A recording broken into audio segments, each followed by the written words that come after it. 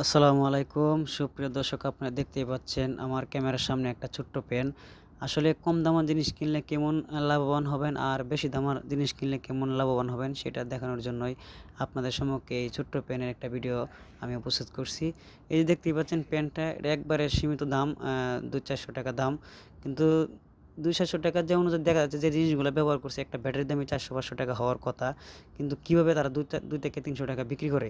দেখেন, আমরা দেখাতেই পাচ্ছি যে ব্যাটারিটা যে ব্যবহার করছে, আপনারা দেখাবো আপনারা সম্মুখে এখন খুলে।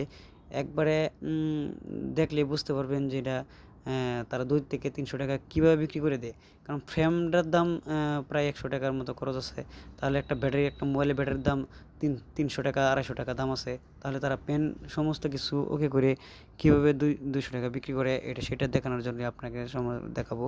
এই যে আপনারা দেখতেই পাচ্ছেন ব্যাটারিটা, ব্যাটারির মধ্যে কিচ্ছু নাই, একবারে ফোলা ব্যাটারিটা মনে হয় 20 টাকা দামও হবে না। এই কারণে তারা এটা বিক্রি করে, বলে 3 ঘন্টা যাবত এটা চার্জ থাকবে। কীভাবে থাকবে? 20 মিনিট চালানোর পরে, 5 মিনিট চালানোর পরে মনে হয় এই ব্যাটারি আর চার্জ থাকবে না। এমন একবারে বাতিল যে ব্যাটারিটা, ওই ব্যাটারিটা তারা ব্যবহার করে। এটা সচেতন করার জন্য আপনাদের বলছি যে কম দামে জিনিস কিনবেন না, একটু ভালো টাকার মধ্যে জিনিস কিনবেন। দেখতে পাচ্ছেন একবারে ফোলা ব্যাটারিটা। এটা যদি বুঝে থাকেন তো ভিডিওটি লাইক করে কমেন্ট করে জানাবেন। আসসালামু আলাইকুম।